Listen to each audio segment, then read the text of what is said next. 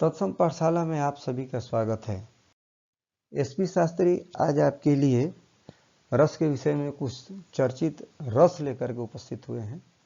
विभत्स रस, शांत रस, भक्ति रस और वात्सल्य रस। इस 4 रस के विषय में आज आपको हम बताएंगे। यदि आपने मेरे चैनल को सब्सक्राइब नहीं किया है तो सब्सक्राइब अवश्य कर लें। रस के विषय में जो विषय है संबंधित और वीडियो मैं आपको देते रहूँगा। चलिए आगे बढ़ते हैं। विभत्स रस। विभत्स रस की परिभाषा साहित्यकारों ने लिखा है, घृणित व्यक्ति या वस्तु को देखकर मन में जिस घृणा या जुगुप्सा की अनुभूति होती है उसे ही विभत्स रस कहते हैं। जुगुप्सा, जुगुप्सा यानी ग्लानि, माने किसी चीज को देख करके मन में जब उस तरह की ग्लानि की अनुभूति होती है उसको हम विभत्स रस कहते हैं।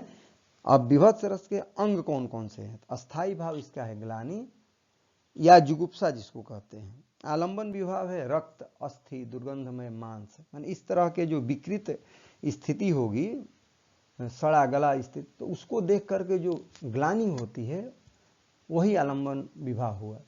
उद्दीपन विभाव रक्त मांस का सड़ना, पशुओं को नोचना, खसोटना, ये सब उद्दीपन यानी मन को उद्दीप्त करता है, ये सब स्वरूप देख करके। अनुभव है, जब ये सब स्वरूप देखते हैं तो नाक सिकुड़ जाता है, थूक देते हैं, मुंह बनाने लगते हैं, तब विभत्स रस के ये अनुभव हुए। और उदाहरण देखते हैं इसका। शमशान घाट का कहीं का चित्रण है। किसी कवि ने लिखा है, सिर पर बैठो काग, आंख दो खात निकारत, खींचत जी भई स्यार, अति ही आनंद उरधारत। शमशान घाट का वर्णन है। मस्तक पर कोई कौवा बैठा हुआ है, दोनों आंख निकाल कर खा रहा है। एक सियार जो है उसका जीभ निकाल करके खा रहा है और बहुत ही वो आनंदित हो रहा है। तो जब कोई यह व्यक्ति देखता है तो मन में ग्लानि उत्पन्न होती है, जुगुप्सा जिसको कहते हैं। तो अस्थाई भाव इसका जुगुप्सा, मन में ग्लानि हो रही है ऐसे दृश्य को देख करके। आलंबन विभाव कौन है? उसका दुर्गंधमय शरीर। और आश्रय क्या है? काग और सियार उसको देख करके जो नोच खसोट खा रहे हैं। उद्दीपन विभाव जीभ खींचना, अनुभाव थूकना, संचारी भाव इसका है ग्लानि, मन में ग्लानि हो रही है। तब विभत्स स्वरूप देख करके जो ग्लानि उत्पन्न होती है उसी को हम विभत्स रस कहते हैं। चलिए आगे बढ़ते हैं। शांत रस। शांत रस का परिभाषा है, मोक्ष, अध्यात्म की भावना, संसार से वैराग्य होने या परमात्मा के वास्तविक रूप का ज्ञान होने पर जो शांति मिलती है उसे ही शांत रस कहते हैं। यानी आत्मिक शांति, मन की शांति, जो आत्मिक शांति है वही शांत रस है।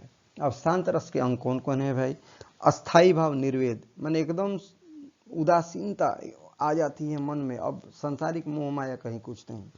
आलंबन विभाव इसका होता है परमात्मा में चिंतन, संसार की क्षणभंगुरता। उद्दीपन विभाव इसका है शास्त्रों का अनुशीलन, शास्त्र पढ़ना, सत्संग करना, तीर्थ स्थल की यात्रा।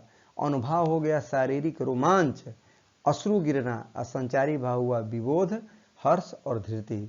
विबोध यानी विशेष ज्ञान, विबोध विशेष बोध। हर्ष यानी खुशी, जब ईश्वर का या कोई ज्ञान हो जाता है। हर्ष जो होती है उसको खुशी कहते हैं। धृति यानी धैर्य। अब उदाहरण इसका, मनरे तन कागज का पुतला, लागे बूंद बिनसी जाए झिनमें, करब करे क्यों इतना। अब देखिए, जब ज्ञान हो जाता है तो सांसारिक मोह माया से आदमी एकदम विच्छिन्न हो जाता है। मन को संबोधित करते हुए कवि कह रहा है कि यह शरीर जो है कागज के पुतले की तरह है, जब पानी का बूंद गिरेगा तो शरीर विनष्ट हो जाएगा। क्यों इतना गर्व कर रहे हो, क्यों इतना अभिमान कर रहे हो? तो ज्ञान होने के बाद यह बात होती है। तो अस्थाई भाव इसका निर्वेद है।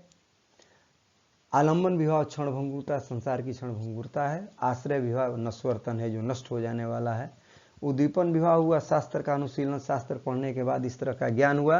अनुभाव है पुलकित होना, मन में एकदम जो विशेष ज्ञान होता है तो वो मन पुलकित होने लगता है। संसारी भाव है इसका विबोध यानी विशेष बोध। अब आगे आते हैं भक्ति रस। भक्ति रस की परिभाषा है, जिससे ईश्वर के प्रति प्रेम या अनुरक्ति की अभिव्यक्ति हो उसे भक्ति रस की संज्ञा दी गई है। ईश्वर के प्रति प्रेम, ईश्वर के प्रति अनुरक्ति, ठीक है। अब देखिए भक्ति रस के अंग कौन कौन से हैं? अस्थाई भाव इसका है देव विषयक रति, यानी देवता के प्रति आसक्ति, लगाव, प्रेम। आलंबन विभाव जो है ईश्वर है। उद्दीपन विभाव ईश्वर के प्रति के अद्भुत क्रियाकलाप, सत्संग, अनुभाव है कीर्तन, रोना, नाचना, यानी जब भक्ति में आदमी लीन हो जाता है तो नाचने लगता है, कीर्तन करने लगता है। संचारी भाव इसका है निर्वेद, हर्ष, वितर्क, विशेष तर्क जिसको कहते हैं आप। उदाहरण देखिए, ये मीरा के विषय में कहा गया है, ऐसी लागी लगन मीरा हो गई मगन, वो तो गली गली हर गुण गाने लगी। अब ये मीरा को जब ईश्वर के प्रति लगाव होता है, श्री कृष्ण के प्रति जब उनका मन समर्पित हो जाता है, तो वह इतना मग्न हो जाती है कि गली गली में जाकर के भगवान विष्णु का, भगवान कृष्ण का गुण गाने लगती है।